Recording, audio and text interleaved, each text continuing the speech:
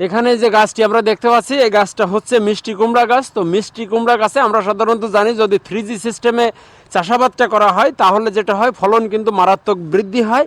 তো আমরা মিষ্টি কুমড়া গাছ কীভাবে 3G করতে হয় এবং কেন করতে হয় আমরা মূলত এই বিষয়টা নিয়েই আজকে হাজির হয়েছি। দর্শক আমাদের সঙ্গেই থাকবেন। 3G শব্দের অর্থ হচ্ছে তৃতীয় জেনারেশন, মানে 3 মানে 3 আর জি অর্থ হচ্ছে আপনার জেনারেশন। মিষ্টি কুমড়া গাছে যদি আমরা 3G সিস্টেম ব্যবহার করি তাহলে আমাদের যেটা লাভ হবে সেটা হচ্ছে এই গাছটিতে যদি 100 পিস পরিমাণ ফুল ফোটে তার 70 পিস কিন্তু ফুটবে স্ত্রী ফুল, আর 30 পিস ফুটবে হচ্ছে আপনার পুরুষ ফুল। আর যদি এটা 3G সিস্টেম না করেন, সাধারণ সিস্টেমে যদি এটা বেড়ে ওঠে তাহলে এখানে যদি 100 পিস ফুল ফোটে তার 90 পিস কিন্তু হয় পুরুষ ফুল আর 10 পিস হয় হচ্ছে আপনার স্ত্রী ফুল।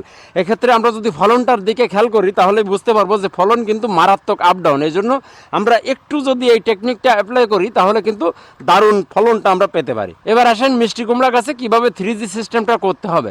আমরা প্রথমে যেটা করব, মাটিতে মিষ্টি কুমড়ার বীজটা রোপণ করব।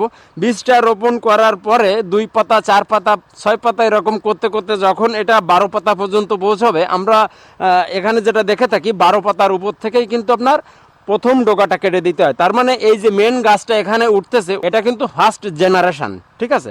এই ফার্স্ট জেনারেশনের গাছটা যখন আমার 12 পাতা পর্যন্ত উঠবে তখনই এই যে দেখতে পাচ্ছেন এখান থেকে কিন্তু মাথাটা আমাদের কেটে দেওয়া হয়েছিল। দেওয়ার পর এই যে ব্রাঞ্চটা উঠছে এটা কিন্তু হলো 2G, মানে গাছটার প্রথমবার যখন আমরা মাথাটা কেটে দেবো কাটার সাথে সাথে সাইড থেকে যখন ব্রাঞ্চ উঠবে তখন সেটাই কিন্তু আপনার 2G। আবারও সেমভাবে এই গাছটা মানে দ্বিতীয় জেনারেশনের যে গাছটা উঠছে ওইটা যখন 1 পাতা 2 পাতা করতে করতে আবার 12 পাতায় পৌঁছবে তখন কিন্তু তার মাথাটাও যখন আমরা কেটে দেবো তাহলে আমাদের কিন্তু হয়ে যাচ্ছে 3G। তার মানে 2বার যখন আমরা কাটতেছি 2বার কাটলে আমাদের মিষ্টি কুমড়া গাছটা কিন্তু 3Gতে পৌঁছে যাচ্ছে। গাছের মাথাটা যখন আমরা কাটবো তখন আমাদের খেয়াল করতে হবে যে অস্ত্রটা দিয়ে কাটতে হবে সেই অস্ত্রটা একটু পরিষ্কার পরিচ্ছন্ন করে নিতে হবে এবং জীবাণুমুক্ত করে নিতে হবে এবং অস্ত্রটার জন্য ধারালো হয়।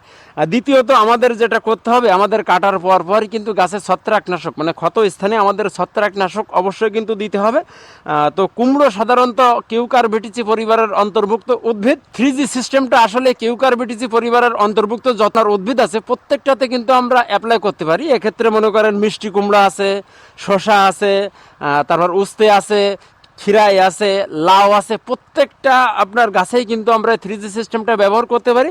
তো এটা করলে আশা রাখা যায় যে আপনার লসের সম্ভাবনা খুবই কম, আপনি বেশ উপকৃত হবেন।